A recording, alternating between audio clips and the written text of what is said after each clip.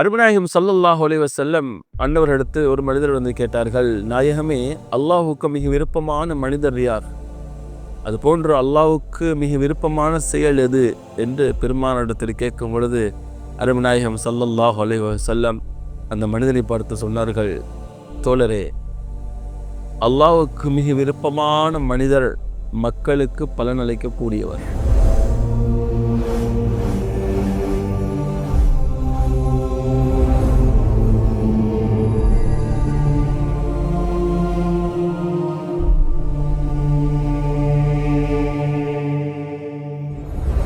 நம்ம சமூகத்தில் அனைவரிடத்திலும் இருக்கிற ஒரு எதிர்பார்ப்பு ஒன்றுதான்,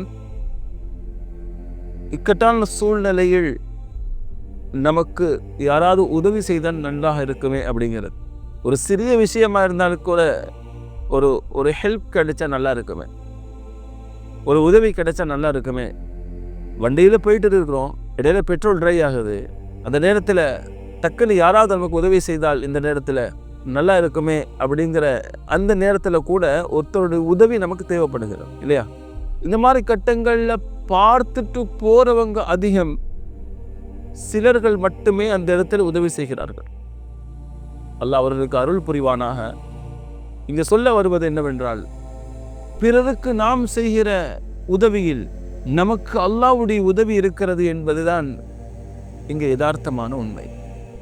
பிறர் உதவியில் இறை உதவி, அல்லாஹ்வுடைய உதவி நமக்கு எப்பொழுது வேண்டும் என்று சொன்னால், இல்லை நமக்கு கஷ்டமான நேரத்தில், இக்கட்டான நேரத்தில் அவருடைய உதவி நமக்கு விரைவில் வேண்டும் என்று சொன்னால், பிறருடைய காரியத்தில், பிறருடைய தேவையில் நம் உதவி அதிகமாக அதில் இருந்தால்தான் அது கிடைக்கும் என்பது இதில் நிர்ணயிக்கப்பட்ட ஒரு விஷயம்.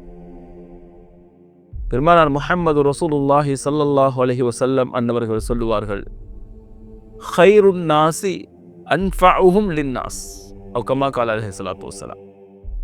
மக்களிலேயே மிக சிறந்தவர் யார் என்று சொன்னால், அந்த மக்களுக்கு மிகவும் பிரயோஜனமாக, அந்த மக்களுக்கு பலனளிக்கக்கூடியவனாக இருப்பவர் தான் அந்த மக்களில் சிறந்தவர். இந்த சமூகத்தில் எல்லாவித வசதி, வாய்ப்பு, கௌரவம், பட்டம், பதவி, அந்தஸ்து, உயர்வு, திறமைகள் எல்லாம் வைத்திருக்கிற ஒரு மனிதரை சிறந்தவராக பார்க்கப்படுவதை விட எதுவும் இல்லாமல் தன்னால் முடிந்தவரை பிறருக்கு உதவி செய்கிற மனப்பான் உள்ள ஒரு மனிதர் இருக்கிறாரே, இவர்தான் மேல் சொல்லப்பட்ட மனிதர்களை விட ஒரு சிறந்த உயர்ந்த மனிதனாக பார்க்கப்படுகிறார். அதுதான் யதார்த்தம். மக்கள் மிக சிறந்தவர் அந்த மக்களுக்கு உதவியாக பிரயோஜனமாக இருக்கக்கூடியவர்கள். அதனால் தான் ஞாபகப்படுத்துகிறேன், உங்களிடத்தில் இருக்கக்கூடிய எதுவோ அதை கொண்டு மக்களுக்கு நீங்கள் என்ன நலவு செய்ய முடியுமோ, நல்லது செய்ய முடியுமோ, அந்த நல்லதை செய்யுங்கள். அல்லாஹ்வுக்காக வேண்டி, அல்லாஹ்வுக்காக வேண்டி உதவுங்கள், அல்லாஹ்வுக்காக வேண்டி பலனளியுங்கள். நிச்சயம் அல்லாஹ் உங்களுக்கு உதவுவான். தேவை உடைய மக்களுக்கு உதவு என்றுதான் இந்த மார்க்கம் நமக்கு பணிக்கிறது. யாருக்கு தேவை இருக்கிறதோ அவர் அந்நிய மதத்தை சார்ந்த ஒரு சகோதர சகோதரியாக இருந்தாலும் சரி, அவருக்கு உதவுங்கள்.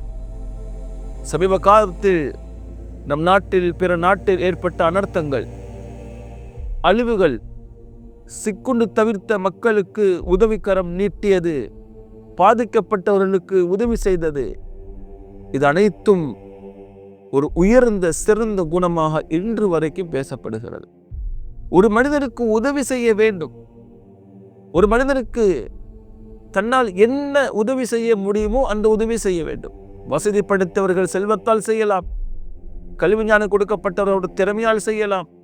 அதுபோன்று நல்ல வார்த்தைகள், அணுகுமுறை, அரவணைப்பின் மூலமாக அவர்களுக்கு ஆறுதலாக உதவியாக இருக்கலாம். எப்படியோ ஒரு மனிதர் இன்னொரு மனிதருக்கு உதவியாக இருப்பதுதான் அல்லாஹ் விரும்புகிறான். அதற்கு மாறாக அவனுக்கு துன்பம் இழைக்கக்கூடியவனாக, நோவினை செய்யக்கூடியவனாக இருப்பதை மார்க்கம் தடை செய்கிறது. ஒரு முஸ்லிமுடைய அடையாளத்தை பெருமானார் முஹம்மது ரசூலுல்லாஹி ஸல்லல்லாஹு அலைஹி வஸல்லம் அன்னவர்கள் சொல்லும் பொழுது சொல்லுவார்கள், உன்னால் பிறருக்கு எந்த ஒரு காயமும் கஷ்டமும் உன் நாவாலேயோ உன்னுடைய செயலாலேயோ நடக்காமல் இருந்தால் நீதான் ஒரு முஸ்லிம், சரியான முஸ்லிம். உன்னால் பிறருக்கு உதவி நடந்தால், நல்லது நடந்தால் நீ ஒரு முஸ்லிம் என்பதைதான் ஸல்லல்லாஹு சந்தர்ப்பத்தில் ஞாபகப்படுத்துகிறார். உதவி செய்ய வேண்டும். நீங்கள் யாருக்கு உதவி செய்திருக்கிறீர்கள், உங்களால் யார் பலன் கண்டிருக்கிறார்கள் என்பதை சிந்தித்து பாருங்கள். நான் இதுவரைக்கும் இருக்கிற என்னுடைய வாழ்க்கையில், என்னுடைய இந்த வாழ்க்கையில் என்னால் யாருக்கெல்லாம் உதவ முடிந்தது, என் சொல், செயல், காசு, பணம், என்னுடைய தர்மம், என்னுடைய கல்வி ஞானம், என்னுடைய உழைப்பு, என்னுடைய சேவை, என்னுடைய நல்ல வார்த்தையால் யாருக்கெல்லாம் என்னால் உதவ முடிந்தது என்பதை கொஞ்சம் சிந்தித்து பாருங்கள். ஒரு பட்டியலிட்டு பாருங்கள். நான் இன்னாருக்கு உதவி செய்திருக்கிறேன், அல்லாஹ் எனக்கு ஒரு வாய்ப்பை கொடுத்திருக்கிறான், நான் உதவி செய்திருக்கிறேன் என்று சொன்னால் அல்ஹம்துலில்லாஹ் என்று அல்லாஹ்வை புகழுங்கள். என்னால் ஒருத்தருக்கு உதவி செய்வதற்கு இன்னொருத்தரை அல்லாஹ் நியமிக்கிறான்னு சொன்னால், நியமிக்கப்பட்டவன் கொடுத்து வைத்தவன். இந்த இடத்தில் சிந்திக்க வேண்டிய விஷயம் என்ன தெரியுமா? ஊரில் இத்தனை பேர்கள் இருக்கும் பொழுது அவனுக்கு உதவி செய்ய அல்லாஹ் என்னை தேர்ந்தெடுத்தானே, இதைத்தான் சிந்திக்கணும். இவனுக்கு இந்த விஷயத்தில் உதவி செய்வதற்கு, இவனுடைய முன்னேற்றத்தில் இவனுக்கு உதவி செய்வதற்கு அல்லாஹ் என்னை தேர்ந்தெடுத்தானே, இது எவ்வளவு பெரிய பாக்கியம் என்பதுதான் நினைக்க வேண்டும். இது சாதாரண விஷயம் அல்ல. கொஞ்சம் யோசிச்சு பாருங்க. ஒரு நலவை செய்வதற்கு அல்லாஹ் நாட வேண்டும். அந்த நலவை தன்னால் அது நடக்கிறது என்னும் பொழுது, அல்லாஹ் அந்த வாய்ப்பை அல்லாஹ் உனக்கு கொடுத்திருக்கிறாங்கிற பொழுது நீ எவ்வளவு சந்தோஷப்பட வேண்டும். அதுதான் இந்த இடத்துல யோசிக்க வேண்டும். அன்புக்குரியவர்களே, பிறருக்கு செய்கிற உதவி, அது அந்த இன்பத்தை கண்டவர்களுக்கு தெரியும். ஒரு பசித்தவனுக்கு உணவு கொடுக்கும் பொழுது அவன் கண்கள் இருந்து வருகிற கண்ணீர், அதை பார்க்கிற நேரத்தில் கிடைக்கிற ஒரு சந்தோஷம் இருக்குது அல்லவா, அது எத்தனை கோடி ரூபாய் கொடுத்தாலும் அந்த மகிழ்ச்சியை வாங்க முடியாது.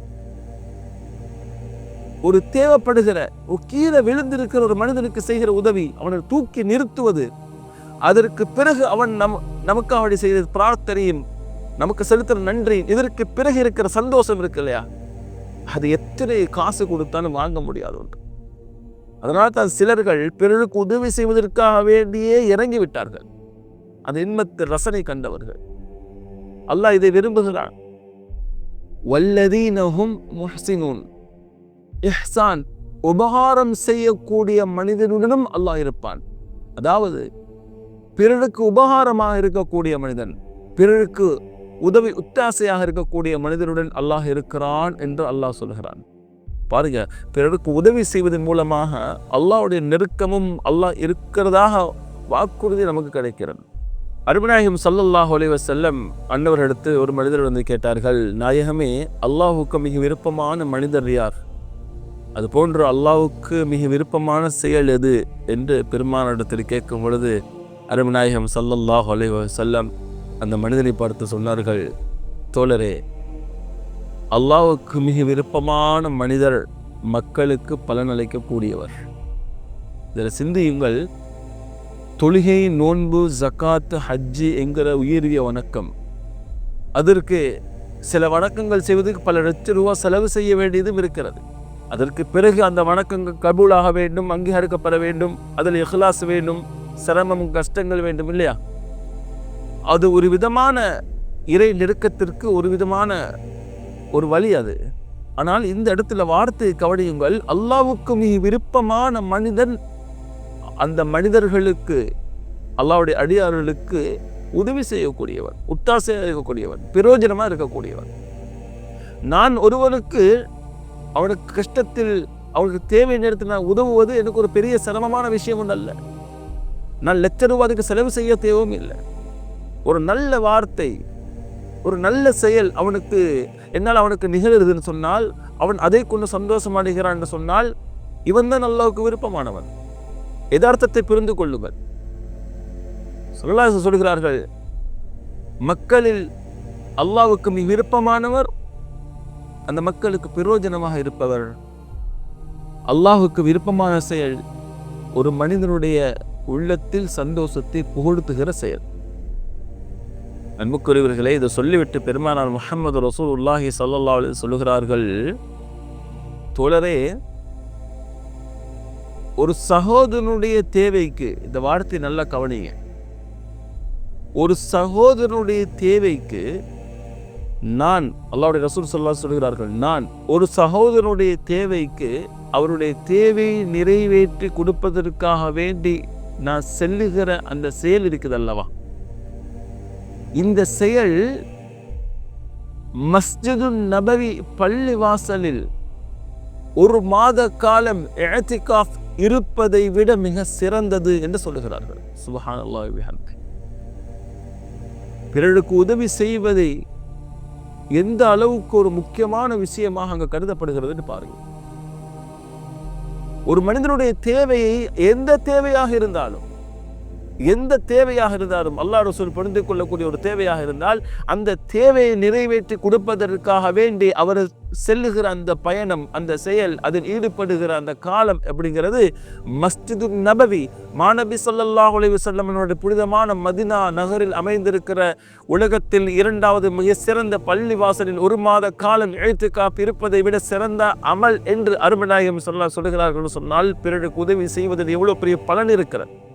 அது ஹதீஸில் ஸல்லல்லாஹு அலைஹி சொல்லுகிறார்கள், ஒரு முஃமினுடைய உள்ளத்தில் சந்தோஷத்தை கொடுப்பது, அவருடைய கஷ்டத்தை நீக்குவது, அவருடைய கவலையை போக்குவது, அவருக்கு உதவி செய்வது, இந்த செயல்கள் அல்லாஹ்வுக்கு பிடித்த செயல். அதே போல அவருடைய தேவைக்காக வேண்டி நடந்து செல்வது, அந்த தேவையை ஈடுபடுவது என்கிறது, அந்த தேவை நிறைவேற்றி கொடுக்கிறார், நிறைவேற்றி கொடுக்கக்கூடிய வாய்ப்பை கிடைக்கவில்லை என்பது 2வது விஷயம். ஆனால் ஒரு முஸ்லிம், ஒரு முஃமின், ஒரு மனிதனுக்காக அவர் இறங்கி செல்கிறார் அல்லவா, இந்த ஒரு காரியத்திற்காக வேண்டி இஅ்திகாஃப் இருந்த நன்மை வழங்கப்படுகிறது. எனவே இதில் விளங்க வேண்டியது, அல்லாஹ்வுக்கு மிக விருப்பமான அமல், அல்லாஹ்வுடைய உதவியை மிக விரைவில் நாம் பெறுகிற ஒரு உன்னதமான அமல் பிறருக்கு நாம் செய்கிற உதவி. உங்கள் வாழ்வில் இனி எத்தனை பேர்களுக்கு நீங்கள் உதவ காத்திருக்கிறீர்கள்? அப்படி என்றால் அல்லாஹ்வுடைய உதவியை நீங்கள் எதிர்பாருங்கள்.